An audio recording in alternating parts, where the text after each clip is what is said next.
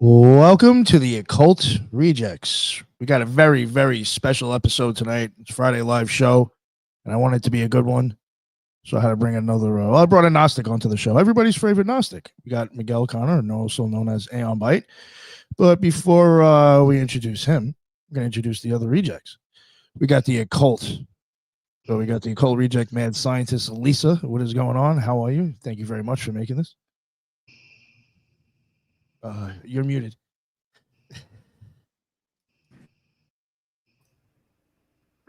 You're muted. And you did it again. I was muted. What about too. now? Now you're good. Okay. Thank you for inviting me. Very interested to hear what Aeon Byte has to say, and I'm very, very excited about this topic. So thank you for inviting me on, and hello to the fellow rejects. So thank you very much for joining us, Lisa. Appreciate it. And we got my man Jules. What is going on, sir? Thank you very much. What's up, guys? It's good to be back after a couple weeks. I'm Jules, host of the Gray Pill Podcast. You can find me on X at Gray Pill Pod, Rumble, YouTube, all those places. Go subscribe to me there. Patreon.com/Gray Pill Podcast. We're actually going live after this show, watching Twin Peaks. It's funny, we're doing Occult David Bowie tonight, seeing he was in Fire Walk with me. Very interesting, because I think he wanted to be in that movie. Anyway, yeah, it's good to be here on a Friday night. I hope everybody had a good week. Y'all go ahead and like the stream, share it, and let's fucking go. Oh yeah, thank you very much, Jules. I appreciate it. And my man Ethan Indigo, he made it. What is going on, sir? Please let everybody know what's up with you and your books. Honored to be here. If anyone missed Miguel's presentation on Elvis, you got to check it out. It was amazing. I know this is going to be dope. Yeah, I'm an author. I'm on all the social media, easy to find. And my book's most popular one, Geometry of Energy, easy to find as well. So yeah, I'm stoked to be here with everyone. Well, yeah, thank you, Ethan. I appreciate it. I'm glad you made it, my man. And my boy Tyrone, what is going on, sir? Hey, what's going on, everybody? I appreciate it for being here, Nick. Thank you so much. You know, it's always a pleasure being here, an honor to be here, I should say. Everything you can find on me is on rebirthoftheword.com. Yes, definitely go and get Ethan's book. We got to finish out the discussion with him. His books are great. I love his books. I'm definitely promoting that every time. You can also find my book, Journey Through the Origins of History, on Amazon. I appreciate it to be here, and thank you. Of course, sir. And my man Tim Constantine, what is going on, sir, from Sixth Century Podcast? Please let everybody know what is up. Hey, Nick, what's up? Hello, everyone here tonight. Happy to do this. I love this concept for this show. I talked to somebody about a month ago about doing this, and it fell through, so I'm excited to do it on here. This is great. Occult David Bowie, let's go. Yeah, Sixth Century Podcast, YouTube, Spotify, Apple, and Patreon. And thanks again, Nick. No, of course. I'm glad it worked out like that. It's pretty funny how it's like it canceled, and then one day you just got an email of me inviting you to a show you're like, what the fuck? Yeah, it was weird like that. He is magic. Yeah. Fucking around. But now before we introduce the guest, somebody already said it in the chat. They beat me to it. If you have not heard the Occult Elvis that Miguel did on the Occult Rejects, fucking check it out. It was probably one of my most fun and mind-blowing shows. Like, he literally had everybody like, go, what the fuck? I didn't know Elvis was into that. It was doing that. Go check that out and check out the book. But tonight, we got him on for another person that is somebody that I'm sure all of us here have brought up at some point with the occultism and with music, especially with me. I quote him a lot, which I'll probably throw in quotes and some random stuff about him as Miguel's going. But we are going to be talking about David Bowie, the occult David Bowie. So please, Miguel, let everybody know what is up with you if they don't know who you are by now and where they can find all your amazing work. Thank you very much. Had to do that, but yeah, we got some strange fascination here. Yeah, Miguel Connor, host of Aeon Byte, Gen X Wasteland, and host of Aeon Byte Gnostic Radio. So that's really it, and should make the announcement that the book that I just wrote on David Bowie has been accepted by the publisher, and official announcement here on the Occult Rejects. And yeah, of Yes. course, don't get too excited. It will be out. It will probably. I've talked to them. It will be out in about a year because we've really only just begun. I've got the draft. There's going to be a lot of editing, copy editing, typesetting, yada. You know, the whole process. But it's there, and it's I think Occult David Bowie's old hat, because it is tentatively entitled The Gnostic David Bowie, because I think that's like Elvis. I mean, David Bowie's occultism is so well known, but there's so much more I think the world has missed. And that's, I think, what this book will do. And I've shown it to, again, many people who are Bowie fans and occultists, and they've been blown away by it. And I don't know. I hope this is it, because as I told you guys, the Elvis book was completely channeled or called. The voice came in my head. And when I was done with it, I was like, okay, that's my 15 minutes of fame as a biographer. I remember you saying that to me. Yeah. I want to move on. I just want to move on, go work for Mossad or, something respectable, move on with my life. And suddenly, as soon as I was done with the book, I was done with the book. Another voice came and said, "You forgot about Elvis 2.0." I was like, "There's no Elvis 2.0," and I was like, "Oh my God, it's David Bowie. They're the same character."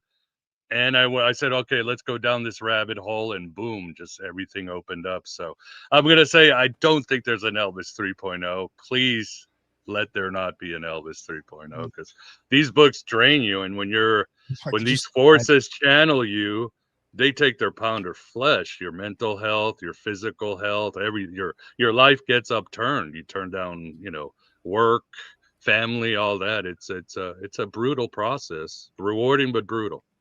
I want to bang my head against the wall writing like 40 pages of like slop. Like imagine like that, it being like 300 pages in a book. I'd be like, fuck this. So I give you credit, my man. It's impressive stuff to do that. Yeah, it's funny. I remember when you had said that you were done. Oh, that was like, your 15 minutes of fame. And then I think I had seen you starting all of a sudden post, like, not obsessively, but like a lot on David Bowie. And I was like, oh. I think I even like saw you even starting to make some announcement or saying something like, I think it. And I was like, my man's going on with David Bowie. I can't wait to hear about this. Yeah, I probably don't remember posting that stuff again. It's like what Plato always talked about, the divine madness, where the best thing you can do as a human is be invaded or possessed by some god, the Muses or Dionysus or Apollo, and that's, you're possessed and something good happens to it. But again, there's a toll. Yeah. So I guess what was it that, something popped into your head and it said David Bowie's the next one. Yeah, and I saw the parallels with he and Elvis, and they're just monumental. And there's several theses that I have in the book. Again, one of them, which you hear a lot about, is Bowie was Bowie. He was a chameleon. He was innovative, and you hear that shit all the time. But nobody ever says, "Well, why?" And I understand biographers are historians. Their job is not the why, but a lot of people don't even go there. Why was David Bowie David Bowie? So there is a lot that happened from both the stars and his life that turned him into David Bowie. The other one too is how Gnostic he was. As you start breaking down his life, unconsciously and consciously, he really was moved and inspired by Gnosticism. It's almost like it's the entire thrust of his message and his worldview and so forth. And we can break some of them down if you want. And the other thing too is also Saturn. I realized that both Bowie and Elvis really were ruled by this being called Saturn. And in a way, Bowie told me, David, I need to call him David. I promise I wouldn't call him.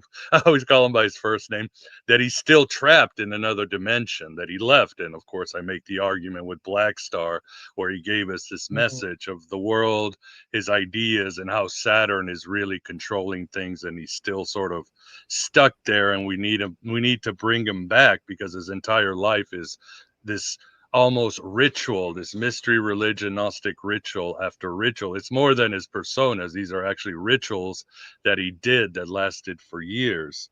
And I think those four things really reveal a brand new vision of Bowie. And nobody's ever really written a occult Bowie. There's The Tao of Bowie, which is a good book, but Edwards focuses more on his Eastern interests. And then there's a book coming out, I think, in January by Peter Ormegard, which is Bowie's Quest for God, but it's more metaphysical. I bring in the occult, his UFO experiences, his conspiracy theories. I see the lenses through why David was working in these things and what happened in his life. And I just throw everything in, and this will be all in the book. I forgot he was into conspiracies. There's interviews I saw like he did on TV, and he would say like conspiratorial shit. God, there was something he was going on about. I was like, oh wow, he was saying this is like shit people get famous on Instagram for saying now. Yeah, that's for sure. And some of it, of course, was when he was, most people know in the 70s when, the cocaine started rotting his brain, and he went off and started embracing Nazi occultism and saying things like, England needs a figure like Hitler, and Hitler was history's first rock star, and allegedly gave a Nazi salute before Elon Musk and all that. He gave a Nazi salute and got just lambasted by the press, and he was he was into some, and of course the whole alien thing. He always thought aliens were there and they were controlling the world, and he was completely out of control for a while, but it happens. Hey, did he have a UFO magazine that he put out early on, like before the cocaine brain rot? Yeah, in the late 60s, he was part of a magazine, and he would do in London in his flat or in some building, he would sit there all night with a telescope with others looking for UFOs. And he saw plenty of them over the skies. He had plenty of experiences later on while he was touring and all that. And then there's the famous story where he was doing an interview, and this is in the 80s. I think he was done with cocaine, but he like freezes and he looks out and he's like seeing something weird, and his nose just starts bleeding. And of course, if you read Whitley Strieber's Communion, when the visitors come, that's one of the signs is a nosebleed. So, and there's more with him and extraterrestrials. They were really part of his life. Yeah. Seemed to be the same with Elvis too, right? Yeah. Elvis had 3 encounters and was a huge UFO guy, reading up on the literature and all that. So yeah, both were obsessed with the whole extraterrestrial thing.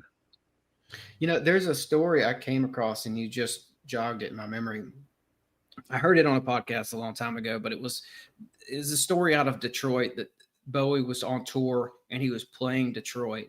And right. Detroit was having a UFO wave at the moment he pulled in there. So he did basically what you said. I guess he went out and got a telescope, or he already had the telescope, and they set it up in the limo, and they opened up the limo sunroof, and they were looking for UFOs in the limo on the way out of Detroit. Great story. Yeah. And he would do that, like traveling Minnesota and other things. Like Elvis, he had this thing about flying, so he would drive or take boats or trains and all that. But yeah, he did that, and even during the show, he was asking people, if you have any information on the UFO, let me know. Now, of course, a few days later, the government debunked it, but I'm sure there was more. I'm sure David was right, and something had happened.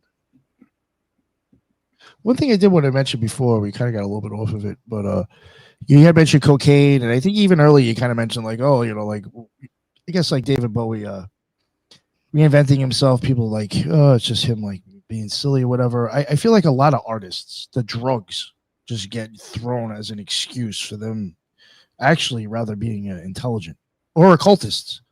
I think when they do weird stuff, they're like, oh, it must have been the heroin or the cocaine. They party, so that's why they said that or did that. I think just that's a lot of times. I think that unfortunately takes place for other things.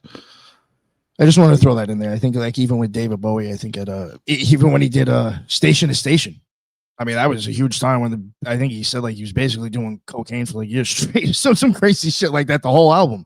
There's some deeply occulted shit in that one. I mean, he even mentions from Kether to Malkuth. Yeah. So, I mean, if you're going to look at that as oh, that just must be cocaine psychosis, you're never going to understand what the fuck he was saying.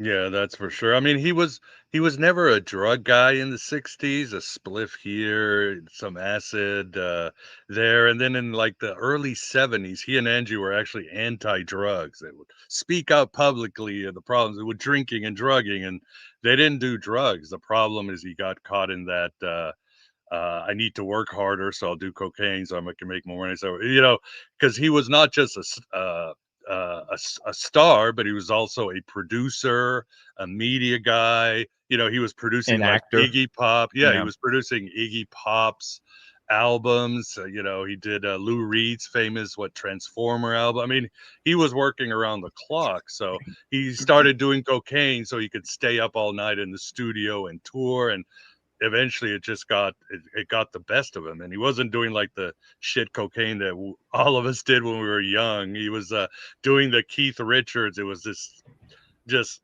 perfect grade cocaine where he just did a bump, and for 8 hours he'd be Colombian. flying up, yeah, whatever it was. And eventually, yeah, he had a diet of peppers, milk, and cocaine. That was it. He was like a skeleton.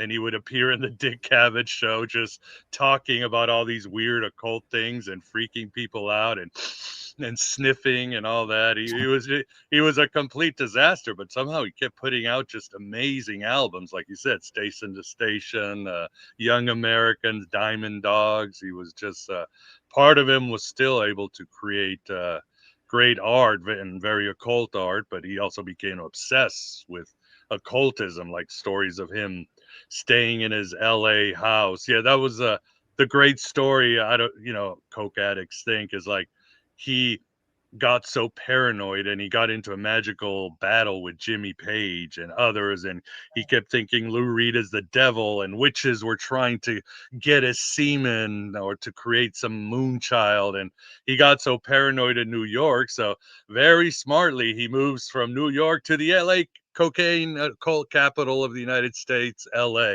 And then it gets worse, and he's, when he's not doing music and stuff, he's just sitting in his house, just like, watching Nazi documentaries and scrying Kabbalistic and occult sigils all over his house and driving around and casting spells. I mean, and then there's a famous story where he thought that there was a demon, that Satan was at the bottom of his pool, and he calls his wife Angie, and Angie comes over, and Angie was basically an atheist, and Angie was like, yes, there was this ink at the bottom, this evil thing moving around like some Lovecraftian thing. That's And terrifying. yeah, and Angie's like, well, should we call like a priest? And I don't want any press about this. So Angie has to look up all these exorcism prayers, and he and Angie do this exorcism prayer, and this evil disappears from the bottom of the pool. So it's there's so much more, but yeah, his 70s were pretty wild. Yeah, there's that story you mentioned, like he was, I guess, worried about witches getting his semen, and there's a story I read about that. I think it's in Angie's biography. Mm-hmm. I don't remember the name of the book. I've got a whole bunch of rock books over there, and it's in one of those rock books. But she does like a whole tell on that whole entire situation. And he was on he was on a binge in LA, and he called her because he thought he was being held captive by these warlocks. Right. And they finally get him to go out, and they get him to go out into the street and get a cab and go to his new manager's house. And then they have to like lock him in a room, or I think he even locked himself in a room because he was so paranoid. And Angie calls up the rock writer for Circus Magazine, Wally, and she was like a goth kind of a witch. Yeah, Wiccan, very big in New York. Yeah, right. So she gives them like some sort of a ritual to do to sort of break him out of this bender. It's wild. But that was Angie's own words. She said that like nobody knows if these warlocks are really he said that they wanted to have a child with him, and like a spawn of Satan type of a situation. So right. Yeah. That definitely, and that's in my book and other instances. Again, plenty of witnesses, whether it was Mick Jagger or John Lennon, just saw Bowie just going completely insane, completely into this dark magic, into Nazi occultism. He became obsessed with Morning of the Magicians by Lewis Powell's and The Spear of Destiny by Trevor Ravenscourt and all this sort of very dark literature at the time. And it consumed him. And that's why he created his persona, the Thin White Duke, because this guy was just an evil fascist. And that was the persona that gave us Station to Station and all that. It was a scary time. Yeah. Miguel, was there any validity to him keeping urine in the refrigerator? Yeah. I think we have eyewitnesses to that plenty, and toenails and nails too. Yeah, he was afraid some witches would grab it and create a clone out of him or use it for spells or something. So it was yeah. I mean, that sounds crazy then, but now, I mean, it's pretty believable. Yeah. Italians believe that, where in the mafia, if you watch a lot of mafia movies, the women, when they do the clipping of the fingernails and toenails, they usually collect it and throw it away. I don't know if anybody actually or they burn them. To that. Yeah, Sopranos actually shows that in one of the episodes. Yeah, they burn them and get rid of them. Yep. Yeah. Hispanics have the same thing about hair. Yep. Spain. Yep. Mm-hmm. Wow. So what I wanted to ask, I don't know if you want to get into it too much, but I think for David Bowie, when he first kind of started getting into that stuff, I could be wrong, but was he more of into Tibetan Buddhism at first? That's what kind of got him into world. Let's see. What started David Bowie was being born where he was born. He was born in Brixton right after World War II. And that place was a dystopia. It was unlike the United States, England came out of World War II as a fallen empire that was cooked. It was done. And it was like living in it was a dystopia. It was just ashes, ruins. It was a food rationing. No electricity was barely on. Kids had to play in bomb shelters. And that's the world that David Bowie grew up, and it really affected him. The other thing too was his mother, like Elvis's mother, had kind of a second sight, but she was also abusive like Elvis's mother. So it really crushed him. But she also taught him that he had special powers, telepathy powers, and he did. He had psychic powers, as I show in the book. Whether he was doing tarot or other things, he really could see through the veil of reality. And he came from a family. Elvis came from a family probably with some sort of magicians. He also same with David, but also schizophrenia. He had 3 aunts that were schizophrenic. One of them had a lobotomy.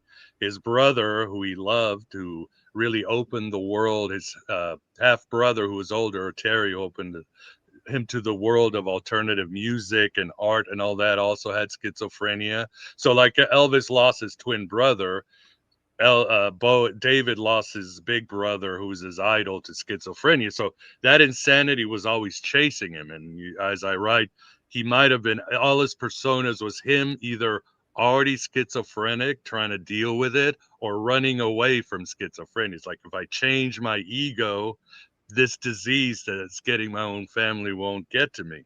But I mean, things like sci-fi really sparked him, but one of the main ones has to be when Terry opened him up to the beat writers. The one David really liked was William Burroughs. He loved William Burroughs. He loved his mythology, his worldview. And in fact, Burroughs is just infused in all of his early albums, like The Man Who Fell to Earth, Hunky Dory, Ziggy Stardust, and definitely Diamond Dogs, although Orwell is in Diamond Dogs too. But as many people know, Burroughs himself was open about being a Gnostic, and his worldview was very Gnostic. The idea that we're fallen by these terrible creatures, that we've fallen asleep, we got to wake up, and all these things that Burroughs had, which had Gnostic worldview. And David certainly adopted these for his albums. And Burroughs was very hardcore because his Gnosticism was kind of a DIY Gnosticism. In other words, in classical Gnosticism or Philip K. Dick, which Dick and Bowie and David have a history or a connection to, just as with David Lynch. But in Burroughs's in classical Gnosticism, Philip K. Dick, yes, we are trapped by the archons and we're in this terrible nightmare, this fallen dystopian world. But there is Sophia or Jesus or Hermes Trismegistus that comes to wake us up. With Burroughs, there is none of that. There are no saviors. It's us against the archons. So it's a lot more hardcore, and you see that in David's music and a lot of his lyrics and all that. But and Burroughs is a lot more violent. Burroughs believed, it's not about detaching and being mystic. It's about killing the servants of the archons, and we got to get into gangs, and the awakened people must go and just slaughter these gangs, these horrible people who are trapped, who are servants of the archons. He called them the shits. And they ask him, well, how do you know what's a shit? Well, because they're basically like Karens. People who are always in your business are trying to put mind parasites in your head. He believed also, Burroughs, in the idea of mind parasites, which is very Gnostic. So Burroughs really got him off spiritually. And like you said, then in the 60s, late 60s, he started getting really serious about Tibetan Buddhism, which I argue in the book is Tibetan Buddhism and Gnosticism are kindred, or they're brothers. The idea of the illusionary world and inner revelation and trying to break open from things. And he was very serious. Like Elvis, he almost quit the music industry to become a monk. So you got Burroughs, you got Tibetan Buddhism. Nietzsche too really starts influencing him, but he liked the Gnostic part of Nietzsche, the death of God of Nietzsche, because he started thinking, oh, God is dead, we killed him. And he started wondering, well, who's going to be God? And David would think, we will be the next God. So he had this idea of apotheosis, of becoming divine beings, which was really very Gnostic. But the other one too, the big one, is really Stanley Kubrick's 2001: A Space Odyssey, because Bowie took some acid and he went to see the movie, and it completely changed him. He became a very different person. And as Steven Snyder, Recluse, argues in his book Minotaur, Kubrick never had wanted 2001 to be a sci-fi movie. It was actually a ascension ritual, a Neoplatonic Gnostic ascension ritual. In fact, he told what's the name of the author? God, the author of the book. Who wrote the book? Oh my God, I'm drawing a blank. But the author of the novel 2001: A Space Odyssey, he told him, this is not a sci-fi movie, this is a magic spell. And of course, Kubrick was very influenced by mystery religion and was into Campbell and all that. So Bowie was able to catch also that this was a magic spell, and that really influenced him to do Space Odyssey, which is a song about ascension and breaking open from the material world. So all those things really theologically and very Gnostic influenced Bowie to the late 60s and the 70s. And there's a lot more, but I'm getting carried away. Yeah, the end of Space Arthur C. Odyssey. Clarke. Sorry, Arthur C. Clarke. Yeah, that's it. That's it. That ending of that movie seems to depict some sort of a take on apotheosis.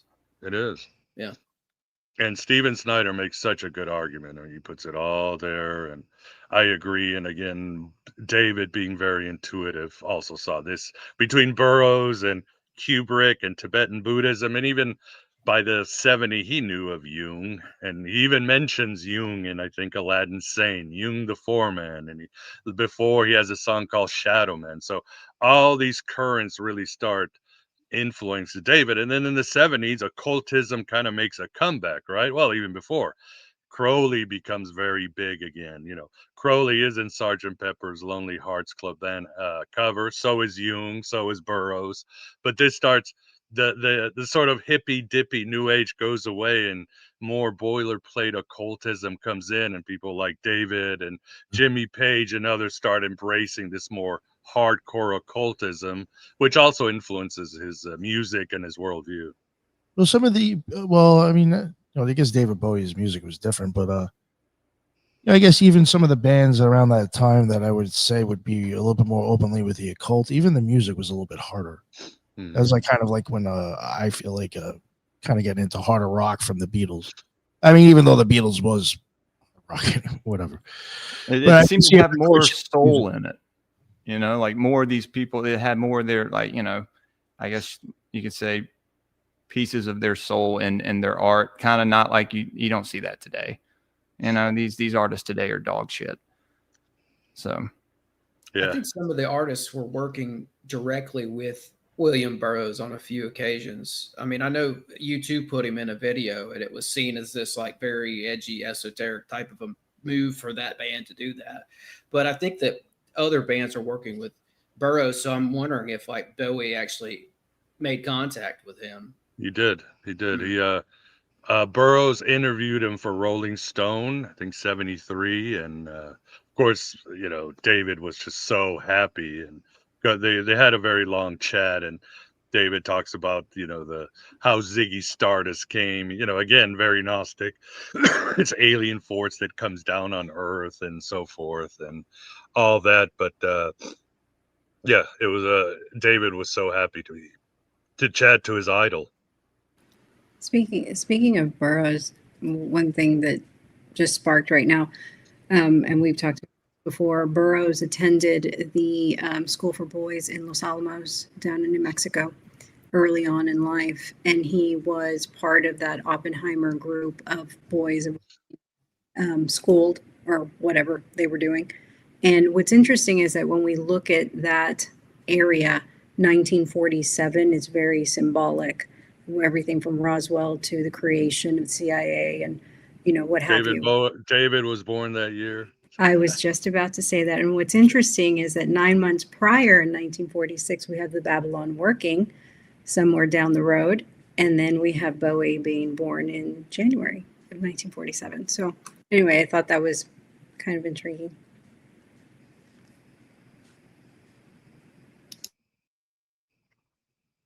Did anybody else have any questions? What about Kerouac? I know Burroughs, Allen Ginsberg, Kerouac, they seem to be in that circle together. Yeah, he really loved On the Road. That was probably one of his favorite novels growing up, for sure. But for a canon, he really liked Burroughs, or he liked Burroughs. Again, worldview, sci-fi, Gnostic reality, this nightmare world where we're trapped and whatever. And Burroughs, I mean, as scholars have discovered, you know, the whole Mayan thing was really Burroughs. The whole ayahuasca thing was Burroughs. He was really ahead of the times. Before McKenna and all those, Burroughs was doing all of this stuff. And of course, he's a very complex and jaded individual, but he was certainly very innovative and ahead of the times. Didn't you say earlier that you think that Bowie is in some kind of other dimension or something? Yeah, that's what he told me. I mean, that's what I'm getting. I mean, that's the you guys downloads you have, got? yeah, you guys have seen the memes, like, and I remember feeling the same thing when David died in 2016, with January 10th. I was like, part of me said, man, reality's gonna go to shit. And now you see the memes, like reality. You just look up on Google, reality has gone to shit since David Bowie died. And I think it's true. I think, like Elvis, he was holding up part of our reality, our imagination, our artistic soul. And without him, it's collapsed. And it's like, we need to bring him back. Yeah. It's very interesting that you say that, because like I had brought up earlier, he was friends with Lynch, and you know, he went to him for a role in Fire Walk with Me, and he got the role of Agent Philip Jeffries, which was one of the smallest roles in the movie, but had some of the biggest significance, because you see his character in The Return. You don't see Bowie, but it's kind of like his voice maybe, but he basically ends up being stuck in the Black Lodge and never escapes. Was that like some kind of revelation of the method of him saying, like, hey guys, just so you know, I'm going here when I die? Or I don't know. Yeah, good eye. And even in Blackstar is a very Gnostic ritual that has the fall. And again, these I'm drawing from scholars, which has the fall of Sophia and the demiurge and the fallen world. It's all there symbolical, and Lazarus and Blackstar. And I think he is confessing, because a lot of times he has like a veil over his eyes, And the Gnostics used to call the demiurge the blind god Samael, and appears in the Kabbalah. There's all these hints, and it's almost like he's saying not only my life, I didn't do the right thing totally, but I maybe sold out, but now I'm trapped with Saturn. There's all these hints from Lynch to Blackstar. And again, that's before I even did the research, that's what he told me. Fascinating. Miguel, you've done a really good job of finding these personal stories and getting some kind of verification from other people. I noticed in your last book and this one, as you've spoken. I wonder what were some of the more poignant personal stories that you might have found, whether in his youth maybe that influenced him, or in his adulthood and in his fame. God, there's so many. I mean, because David lived, 27 years more than Elvis. So there's so many anecdotes, and some of them are really funny. And and he was such a rascal. I mean, his favorite concept was like, it's not stealing if I can make it better, because he was always ripping people off. He had no shame. I mean, there was a story like, never show David your new boots because he will steal them, wear them, tell him he bought them, and that it's a new style. He's like, he could care less. He was terrible at stealing, and he stole guitar players from other bands and all that. Is, like Elvis, he was kind of a trickster figure. But God, anecdotes, the one that makes me laugh is you guys have seen that video Ashes to Ashes, right? Where he's on the beach with the clown and all that, and it shows Major Tom and all that. But he's doing this video in the early 80s on the beach in England, and he's got his clown outfit and that, and some old guy walks by with a dog and gets in the shot. And the director's like, cut. And he says, take 5, everybody rest, because this old man is with his dog blocking the scene. And David sits down and, of course, lights a cigarette because he smoked like 5 packs a day. What was his famous line? I can ask for a cigarette in every language of the world. And so the director goes to the old man. He goes, do you know who this is? And the old man looks at David Bowie, looks up and down. Yes, I recognize him. That's a cunt in a clown suit. And David just starts laughing, and he felt so humble because he's like, you know what? Most of the world doesn't know who I am. I really am just a cunt in a clown suit. I'm really nobody when it comes down to it. And I think, what's the other line he said? God, I've changed so many times. I think my original identity was a overweight Korean woman. So so many anecdotes and funny things he would say. One thing I did want to ask you about, from your diggings, I'm sure you looked into it. I don't know if it was for sure that he was a member or he practiced it, but was he influenced, and did he practice Golden Dawn stuff? He did a lot of ceremonial magic, but he wasn't a member. It was everything he did pretty much on his own, and he kind of winged it. Again, scrying stuff, doing rituals. It's hard to say. I know when it started with Jimmy Page. Jimmy Page came to his apartment. No, he went to Jimmy Page's apartment, and he had his girlfriend at the time, Ava Cherry, and Jimmy Page knocked down some wine and blamed the girlfriend of knocking down the wine. And David got really pissed off. So he does this, and Jimmy Page looks back, and David's like, oh my God, he's casting some spell on me. So they sit there, lock gazes, doing spells on each other for a long time, kind of like something out of Zoolander, doing that, eyeballing each other. And then Jimmy Page leaves, and David's like, he's going to cast a spell on him, and he rushes to the library or the bookstore and walks out with dozens of books on magic spells. And he's reading and doing all these spells.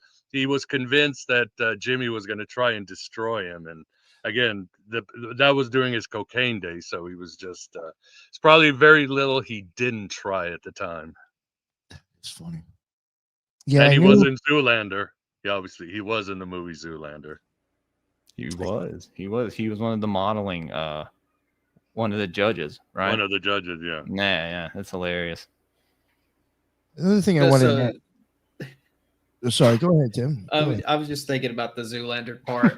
I'll never forget what Miguel just laid out. Like those two pages That's Bowie it. looking at each other like they're about to have a wizard's mental Like Han battle. Solo and Zoolander looking at each other. Yeah, one of those. It was like that. It was That's insane. great. Yeah, That's I think great. his darkest spell probably was giving us Dancing in the Streets with Mick Jagger. That was probably his darkest evil thing he did. So. When it comes to like a lot of these, like when they say he reinvented himself or he has these different characters, do you think like sometimes those could be like expressions of him having like maybe a magical experience or some sort of attainment and understanding and him just taking on his experience and expressing it? Yeah, you could say that. Again, I make the argument and I break down these mystery religion schools about purification and going down into Hades and ascension.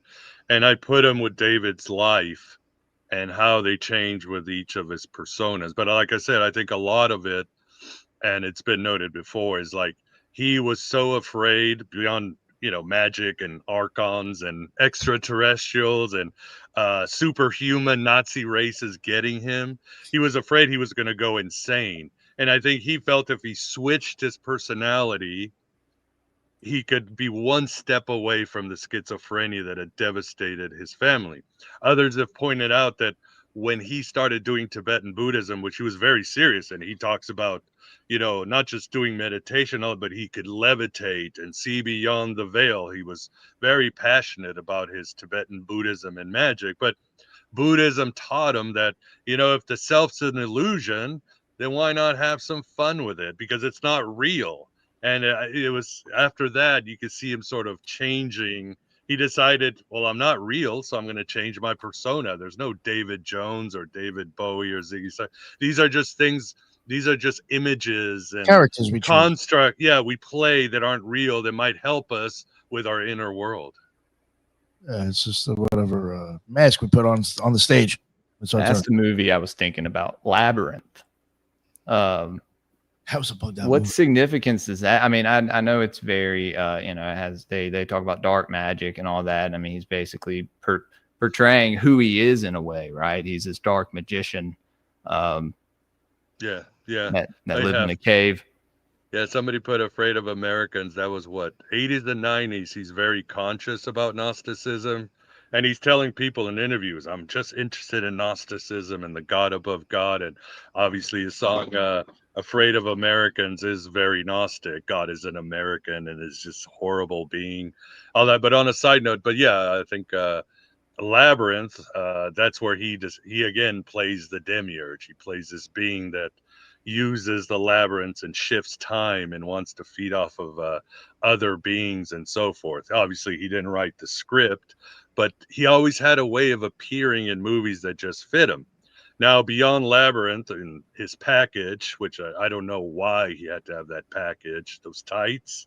It's always so embarrassing because I show my kids the movie because I like it, except there's David Bowie's package. But he always had a way of falling into the right movie at the right time. Like you were saying, David Lynch, Fire Walk With Me, which if you look at season 3, Lynch's cosmology is also very Gnostic, right? Right. These forces of Killer Bob and and the firemen, and Laura Palmer is a manifestation of Sophia in this world. But Right. you look at something like The Man Who Fell to Earth, which he did in the early mid-70s, and that is an insanely Gnostic tale. I mean, And really then in the is, first episode of The Return, maybe the second or third, I'm pretty sure Dale is literally falling to Earth through space. Yeah. right. Yeah, I was going to bring is he.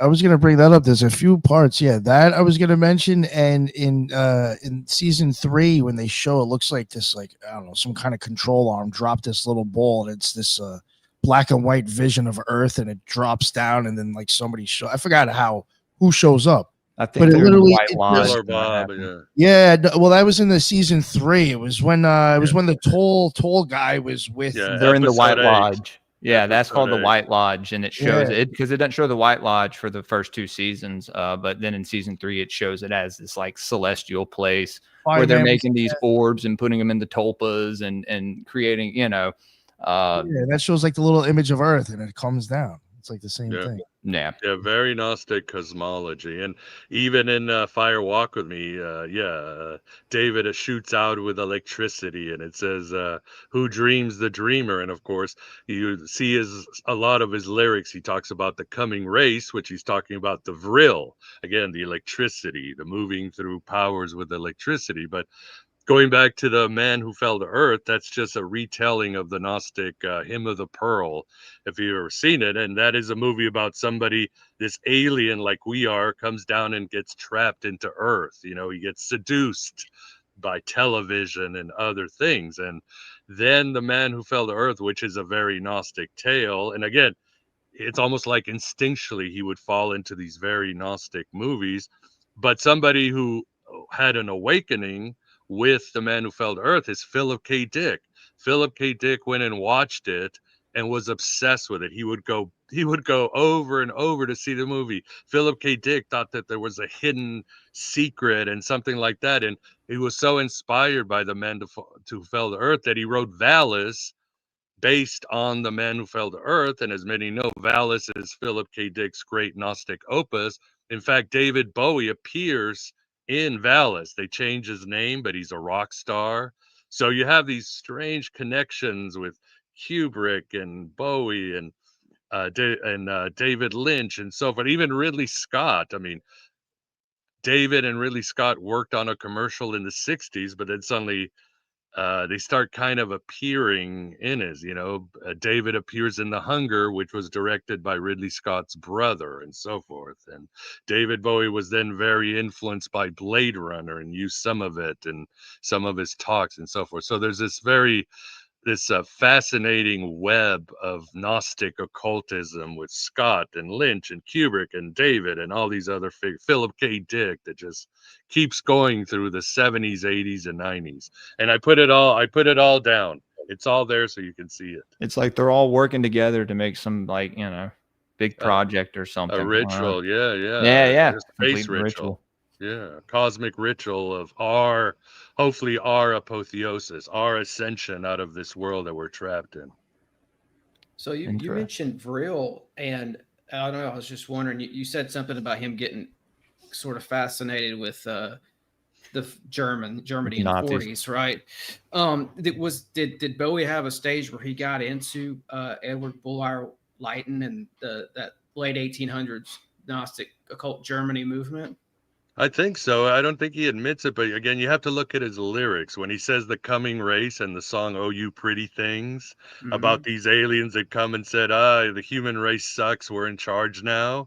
And he seems pretty happy about it, but he calls them the coming race. So, I mean, he was an avid reader like Elvis. Most people don't know. I mean, he would read hundreds of books and occult books, Victorian mysticism, all that was really something that he just absorbed and would put on his lyrics. And you have to see it, like in Station to Station, he mentions white stains, and you might miss it, but then you're, wait a second, Crowley wrote a poem called White Stains, or he says, I am wearing Crowley's uniform. It's all over the place when you start reading his lyrics and seeing his albums in toto. I know we've brought up on the show I think some of the ways he's described making some of his lyrics is very kind of occult in a way, where he would write stuff and then cut it up. It's almost like a sigil, the way you do a sigil in a sense. Bingo. Yeah, good point. That's a good point. Backing to William Burroughs, in William Burroughs' cosmology, there's these archons, right? These beings that control us. Two of the most dangerous archons are time and language. In fact, Aladdin Sane has a song called Time, and it's not like Pink Floyd kind of metaphoric and, poetic. It's like there's this being called Time that wants to just feed on us. And he says, Time, the sniper in the brain. He's bringing up mind parasites or Wetiko, which he does in a lot of his albums.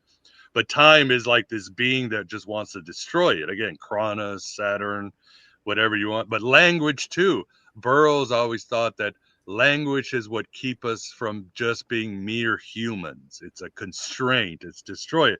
So Burroughs felt you have to fool this archon called language. and Burroughs came up with this idea of the cut up, where you just cut things up, you throw them together, and something will come from your soul, from your unconscious, which will make sense. And it works. Sometimes it didn't. And you know who else used to do it? People say, Kubrick was a control freak. Kubrick loved the cut up technique. He did that for his movies and scripts. He would just throw things together. That's why people say, how come there's so many mistakes in, The Shining? Because he really wasn't that much of a perfectionist. He just felt, I'm going to do it over. I'm going to throw it all together and something magic will come up. But David found when he realized that Burroughs was doing it, he started doing it too. A lot of Diamond Dogs and a lot of his other albums in the 70s, maybe 60% of his album was just him throwing lyrics together and saying, this is what we're going to do.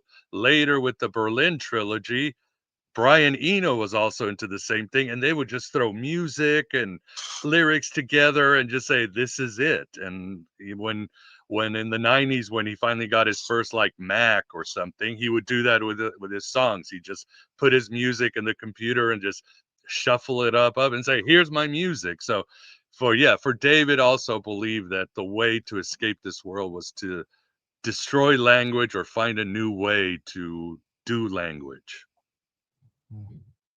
I think a lot of artists did that too, like use that Burroughs cutout method. I think more artists than we'll ever know tapped into that. And time period. Yeah. Even in like the time period, and even in the 90s, I know some of the 90s grunge bands were doing that for sure. Like Bush and Pearl Jam, absolutely.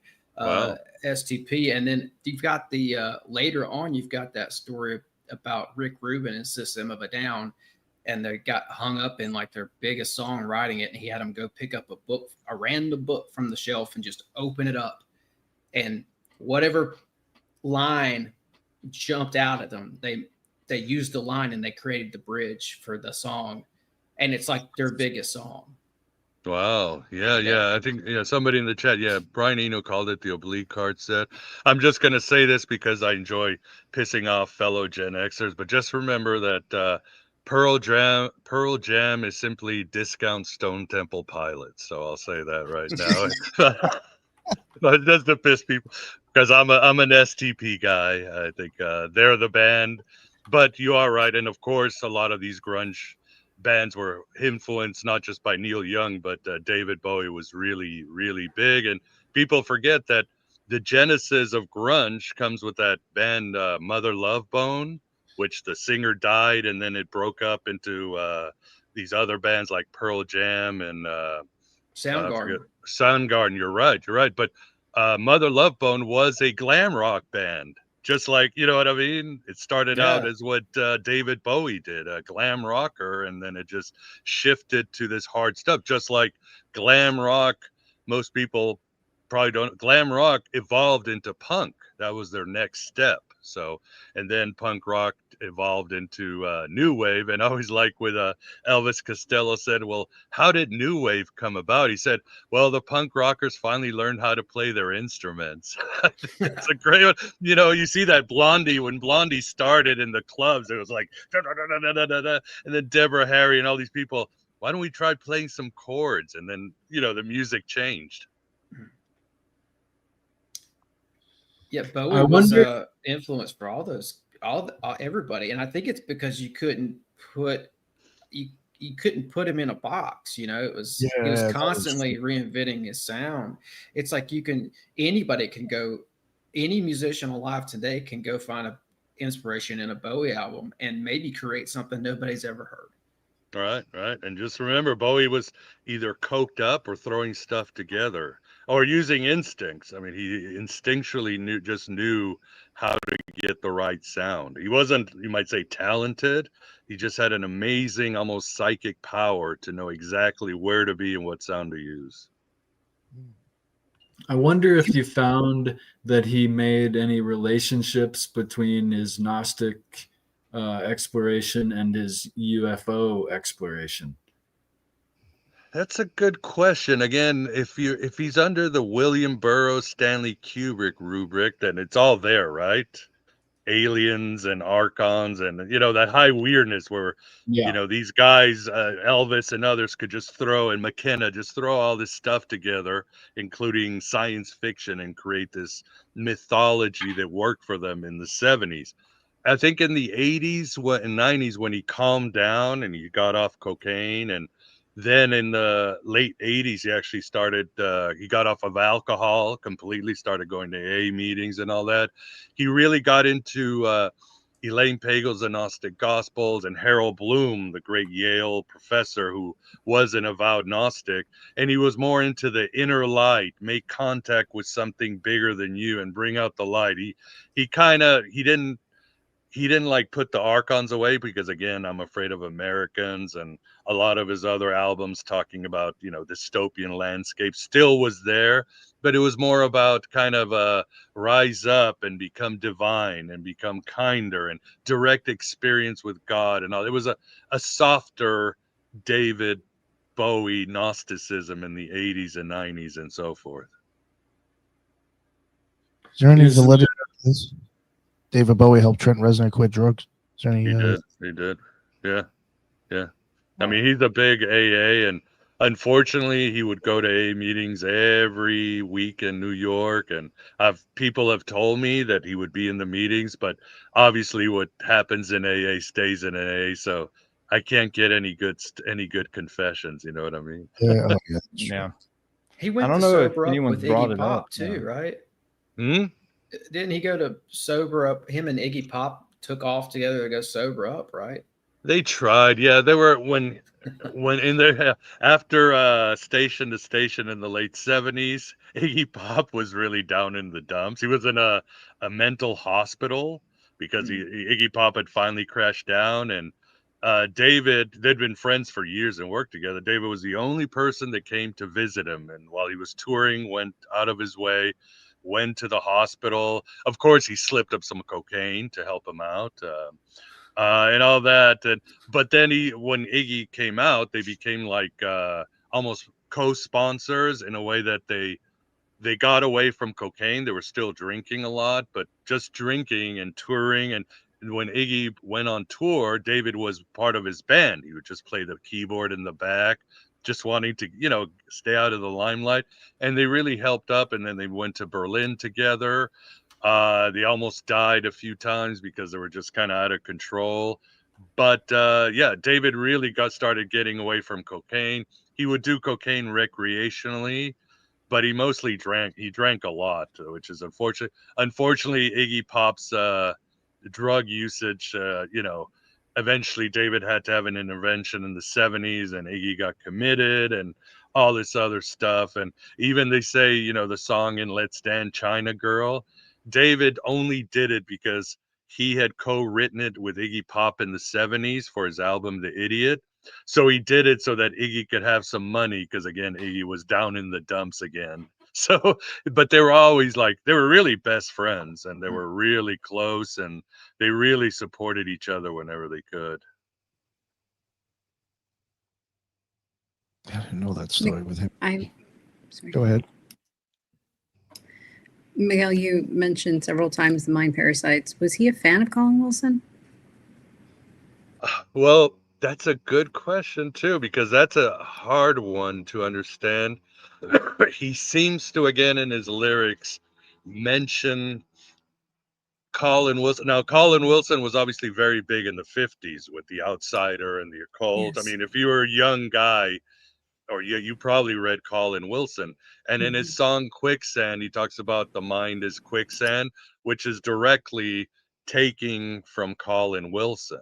Later in his, if you look at David's 100 favorite books, which you can find on the internet, Colin Wilson does make the list.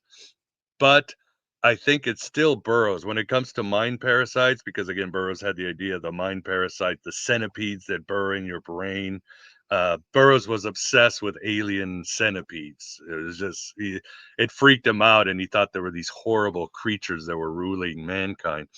But there's a story that I put in the book, which Gary Lockman has in his book, founding member of Blondie, which has, when he was with Blondie, David invited him to to a party in his New York apartment in 1980 or 79, and Gary Lockman shows up, and of course, because it's a celebration, Bowie is tooting some white stuff, and suddenly David starts going, Colin Wilson runs a coven of witches in Cornwall, and this and that, and Gary, who also was very much into Colin Wilson, says, that's not true. He's just a researcher, a writer. He's not, he doesn't practice magic.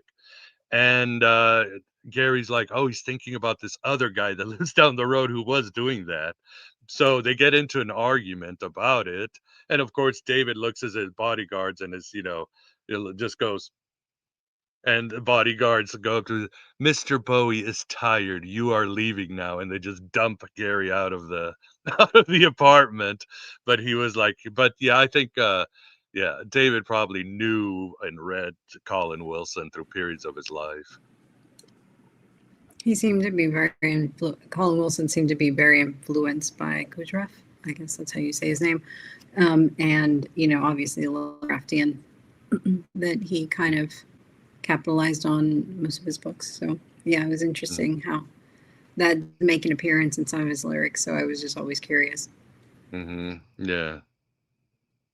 So Bowie had a fascination with 1984, right? And tried to buy the rights of 1984 off of Orwell's Widow. Great story, right? And I think he wanted to do a concept album on it, which had that been made, that would have been incredible, right?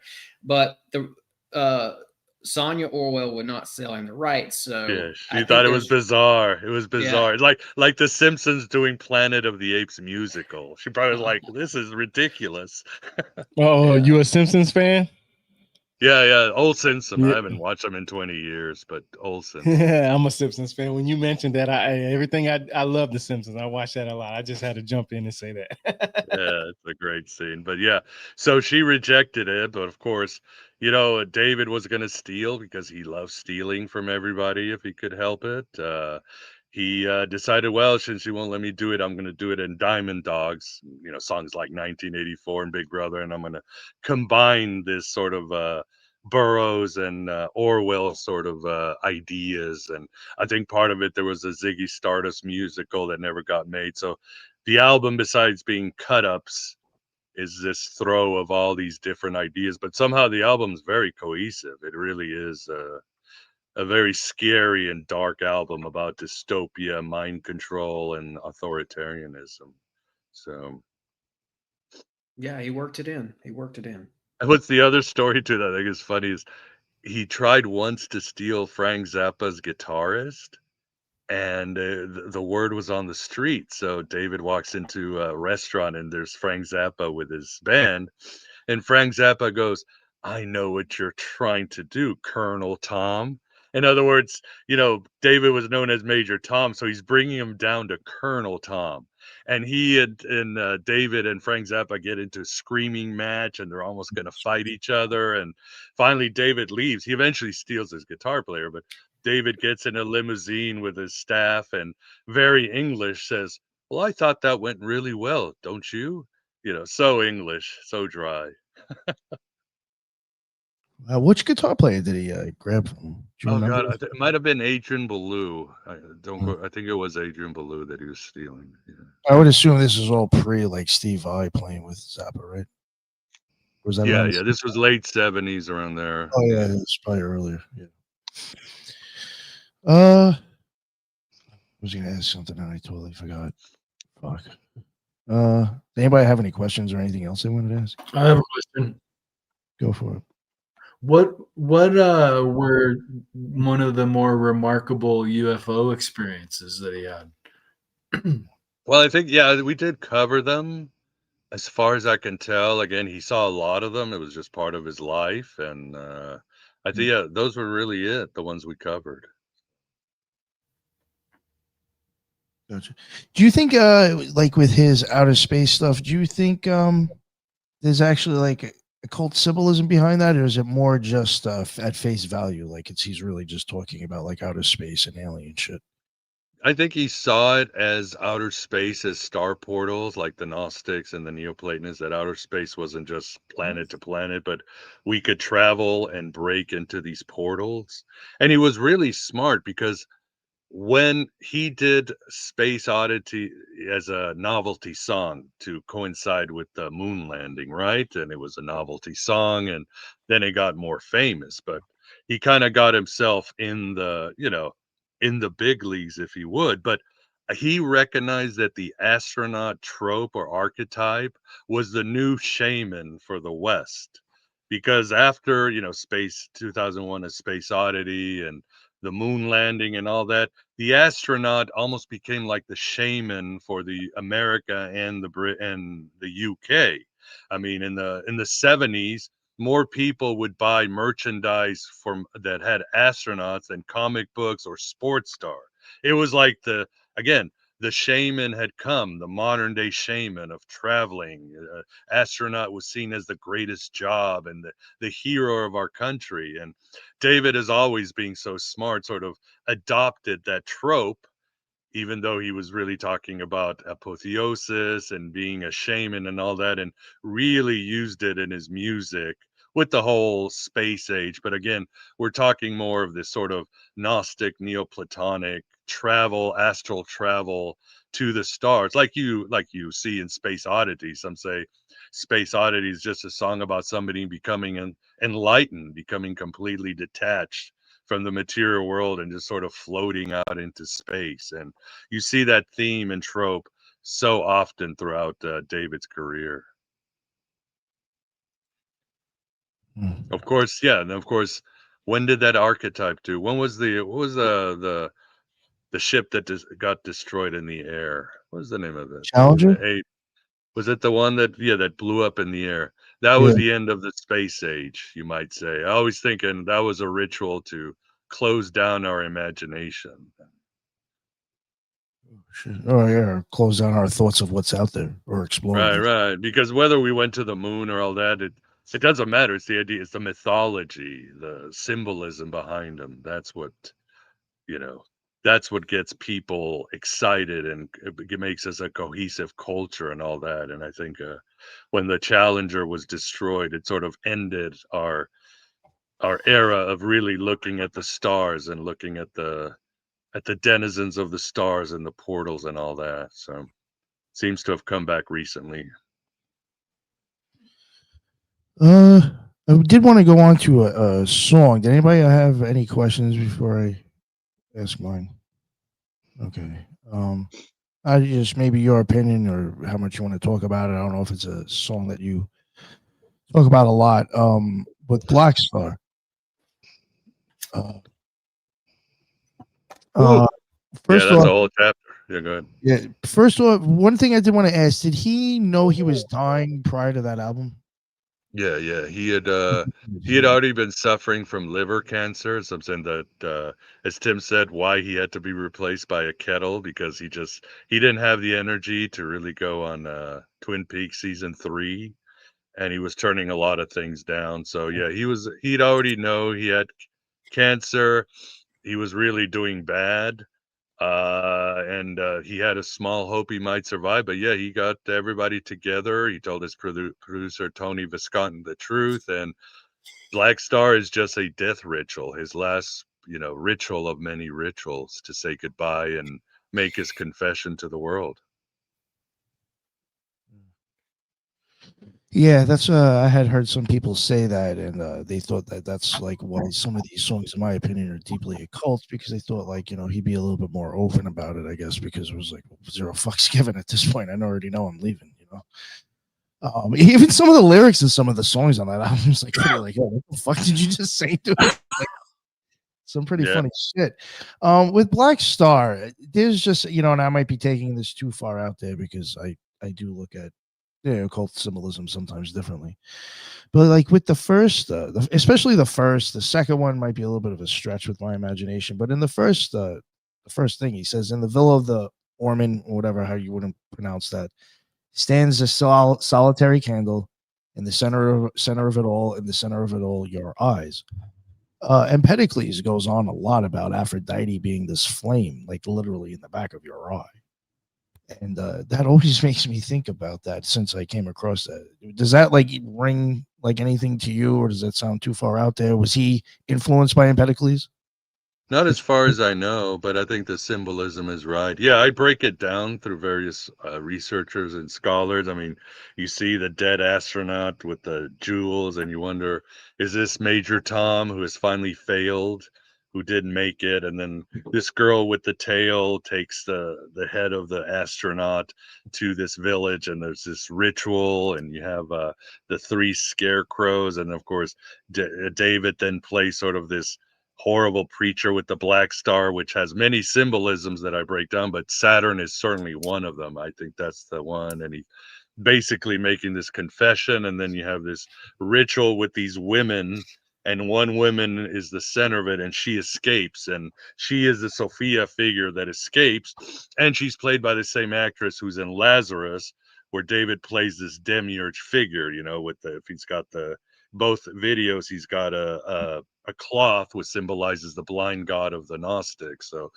you have this him admitting that he's Saturn, and him confessing to it, and he's this oppressive preacher, and there's Sophia trying to heal things, but at the end I think he knew that somehow Saturn had gotten the best of him, because both videos are very, very dark. They do not have happy endings, and they're very confessional about what he's doing. You know, I am not this, I have failed at this, and other things. So it's stark stuff what he does to exit his life. You know what I mean? It's not like, oh, he was a nice father and this and that, and I love my life. It's pretty intense. You know, Marilyn Manson put out an album called Mechanical Animals, and I heard him say that he was influenced by cocaine and David Bowie to do that whole record. And there's actually some very Bowie-esque songs on there. It's a lot of spacey stuff on there. And he's one of the songs on there. He has that line that says "dead astronaut in space." It's clearly a Bowie reference. So I think that whole Mechanical Animals album, which, you know, that's it's probably one of Marilyn Manson's best albums, is a nod, more than a nod to Bowie. Yeah, I haven't heard it. So, but yeah, you'll hear it if you ever listen to it. You'll hear the influence for sure. Mm-hmm. I'm pretty sure he was in a band with Johnny Depp, right? Talking about Marilyn Manson.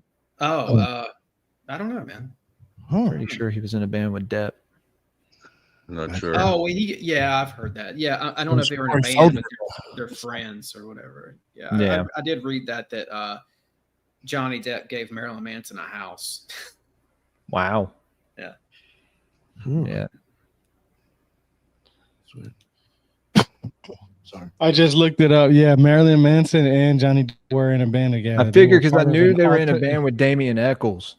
They were part of an alternative rock band called P, which included Gibby Haynes, Flea, and Steve Jones.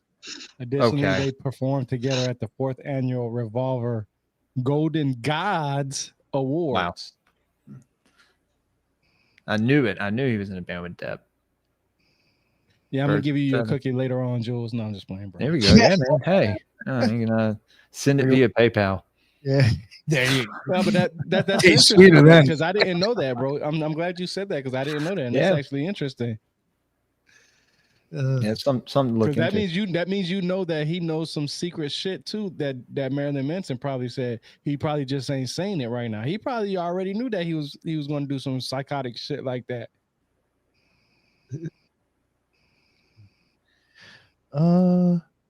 Anything else about Blackstar you wanted to mention, Miguel?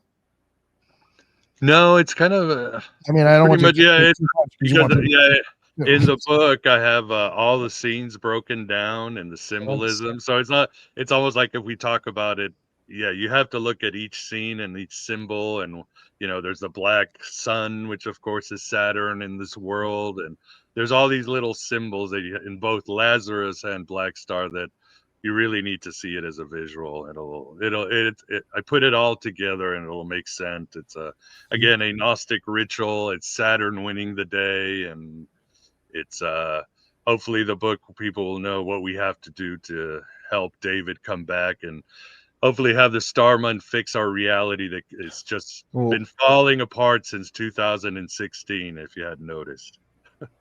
Our souls have to go back through the rings of Saturn, and then maybe we can grab him on the way through. Exactly. Because in Kubrick's movie, at the end, they appear in Jupiter. Bowman appears on Jupiter, but that's in the book. It's actually Saturn, and Kubrick was like, "Well, I can't afford special effects for Saturn, so we're gonna make it Jupiter." And you wonder, was Kubrick hiding Saturn too? But yeah, at the end of the movie, you end up trapped in Saturn. Saturn's gonna get you one way or another. Guys, I think he had the book, the Egyptian Book of the Dead. Bowie owned that book as well. I remember hearing that. Interesting. So, I'd like to see I'd love to see his full library, see what was in there. Yeah, you can go online and just type it in, David Bowie's 100 favorite books, and it's vast. He's got a lot, but he was, again, like I said in the last show, Elvis would have a workers coming with 200 books on the occult wherever he traveled. But David Bowie was the same. He had like this traveling library, and like Elvis, doesn't matter if he was drugged up, sober, on vacation, he was always reading. He was just a relentless reader like Elvis. Did you catch the smiley face symbol on his stuff? Yeah. Yeah. I found that interesting, seeing that in the, well, I call it an eclipse. People call it a black sun or Saturn. But those two, like around the same time, I found that very interesting. Yeah, that might be a nod to his son. Is actually a Hollywood director. Did what's the name of the movie? Moon and God, what are the two movies? I think God, I forgot the name of the movies. Two very gnostic movies. You guys, God, I'm drawing a blank here. But he did two very sci-fi movies, and one of them, I think it's called Moon, where there's these symbols on there too. Oh wow! All right, check that out. Anybody have any questions or anything? Anything that they wanted to add? All right, then. I guess we'll wrap it up. I have some research that I have to do now, but yeah, you're right. Yo, Miguel, thank you very much. That was really awesome. Yeah, that was awesome, man. Yeah, anything that I wanted to add was I got out, and any questions I had was pretty much off already. So thank you. Yeah, it's just a fraction. I mean, again, I'm sure. Bowie, Tristan, Carl Jung, and other figures that, again, were part of it. Some of his supernatural, other mystic events. Some of his psychic abilities. There's just so much more that you'll find, and of course, there's a lot of. That was a hard thing about research, because there was also a lot of boring stuff. He does settle down. He does give us Let's Dance, which is hard to his Phil Collins, Stevie Winwood era, which is hard to research, and all that. There's a lot of peaks and valleys. Yeah. All right. Before we wrap it up, we'll let everybody plug their stuff again real quick. Lisa, the Occult Reject Mad Scientist, thank you very much for joining us. I appreciate it tonight. Would you like to say anything? Thank you for inviting me, Miguel. That was amazing. As usual, I missed your Elvis one, but I caught the replay and it was fantastic. This was just amazing. Thank you so much for this. And thank you, fellow rejects, for the great discussion. And thank you for the invitation. Of course. Thank you for joining us. And my man, Jules, what is going on, sir? Again, Nick, thank you for having me. Lisa, Ethan, Tyrone, Tim, it was good seeing you guys. Miguel, it was nice to meet you, brother. It was a great presentation. Would like to join you again on another episode for something. I'm sure I need to catch that Occult Elvis episode. I think I remember when y'all did it. Should have been here for that. But Guys, if you're a member on Patreon, you can catch me. We're going to start up there in about 40 minutes, streaming Twin Peaks. Yeah. And got some shows I'm probably going to be doing tomorrow. I think we have a show tomorrow. The Occult Rejects has a show. Yes, we do. We got Austin coming on. Esoteric book review in the morning. I think Nick may be there. I think we're doing the Adepts and the Western Esoteric Tradition again. Yeah. Super stoked. And then I'm going on with Greyhorn Pagans later on in the day tomorrow. So I'll keep everybody updated. But yeah, y'all follow me on X at Grey Pill Pod, YouTube, Rumble, Apple Podcast, Spotify, all that good stuff. Awesome. Thanks again, Nick. No, of course. Thank you very much. Real quick, I forgot to mention these at the beginning too. I got free stickers if anybody's interested. And we got shirts. Oh yeah. Repping the shirt. Oh yeah. Thank you very much. Gotta get some more. Believe it or not, for people, if they can see that shirt, that is all symbolism for the eyeball and the brain. It's all about the eyeballs and the brain in that image. Nobody would probably even get that at all. So yeah, I had to explain it to my wife. Yeah, I'll explain it to you tomorrow on the show if you want or whatever. Ethan, what is going on, sir? Please let everybody know what's up. Epic to be with you guys as always. Miguel, thanks for all the insights and amazing ideas and yeah, things to research. And thanks for your show and all your books. Both of them are epic.